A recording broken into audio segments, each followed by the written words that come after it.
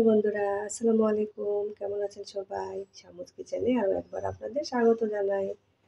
তো আজকে আমি বটবটির ভর্তা করব। এই ভর্তাটা খেতে কিন্তু অসাধারণ লাগে। আশা করছি আজকের এই বটবটির ভর্তার রেসিপিটা আপনাদের ভালো লাগবে। বটবটির ভর্তা করার জন্য এখানে আমি 300 গ্রাম বটবটি নিয়েছি। তো বটবটিগুলোকে আমি কেটে এভাবে ছোট ছোট টুকরো করে নিয়েছি। তো এগুলো আমি ভালোভাবে ধুয়ে পরিষ্কার করে নিয়েছি। তো এখন আমি বটবটিগুলোকে সিদ্ধ করে নেব।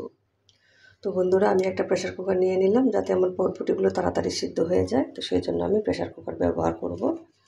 তো আমি বটবটিগুলো কুকারের মধ্যে দিয়ে দিচ্ছি। তো এখন আমি সামান্য পরিমাণে পানি দিয়ে দিই।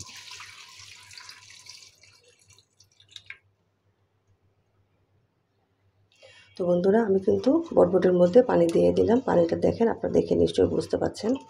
বেশি পানি দিইনি, আমি সামান্য পানি দিয়েছি। এখন কুকারের ঢাকনাটা লাগিয়ে একটা সিটি দিয়ে নিব। একটা সিটি দিলে কিন্তু আমাদের বটবটিগুলো সিদ্ধ হয়ে যাবে। তো ফিরে আসছি বটবটিগুলো সিদ্ধ হওয়ার পরে। তো বন্ধুরা, আমি কিন্তু একটা সিটি দিয়ে বটবটিগুলোকে সিদ্ধ করে নিয়েছি।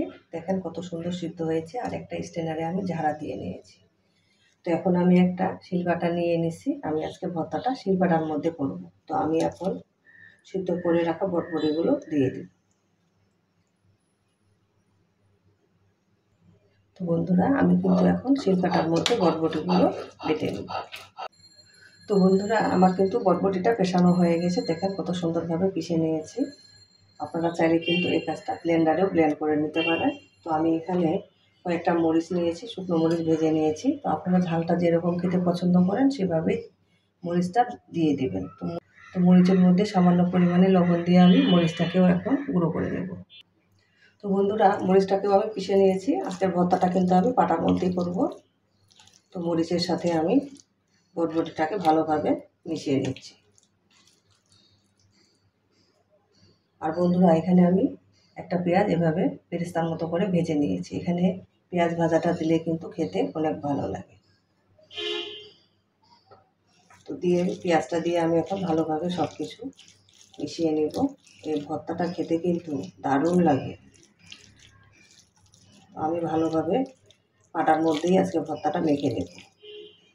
আর আমি লবণটা চেক করে নিচ্ছি যে লবণ ঠিক আছে কিনা। তো আমার সামান্য পরিমাণে লবণ লাগবে, আমি লবণ দিয়ে দিচ্ছি। আর আমি সরিষার তেল নিয়েছি, তো তেলটাও আমি দিয়ে দিচ্ছি।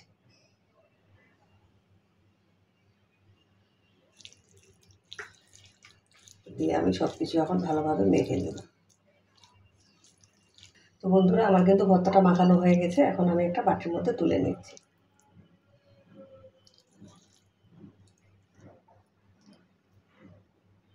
বন্ধুরা, আমার কিন্তু ভর্তাটা একদম রেডি। দেখেন কি সুন্দর আর লোভনীয় হয়েছে। এটা খেতেও কিন্তু দারুণ হয়ে থাকে। এরকম একটা ভর্তা থাকলে আর কিন্তু কিচ্ছু লাগে না ভাতের সাথে, মনে হয় যেন ভর্তা দিয়ে ভাত খেয়ে যাই। তো এরকম ভর্তা কার কার পছন্দ আপনারা অবশ্যই কমেন্ট করে জানাবেন। আমার তো খুবই ভালো লাগে। এরকম ভর্তা থাকলে কিন্তু ভাত বেশি খাওয়া হয়ে যায়। সেদিন কিন্তু একটু বেশি করে ভাত রান্না করে নেবেন। আশা করছি আজকের ভর্তা রেসিপিটা আপনাদের ভালো লাগবে। যদি ভালো লেগে থাকে লাইক দিবেন, কমেন্ট করবেন, শেয়ার করে দিবেন। আপনাদের সুন্দর একটা কমেন্ট আমাকে উৎসাহ দেয়। তো এরকম মজার মজার সহজ রেসিপি পেতে আমার চ্যানেলটিকে সাবস্ক্রাইব করে আমার পাশে থাকবেন। সবাই ভালো থাকবেন। আসসালামু আলাইকুম।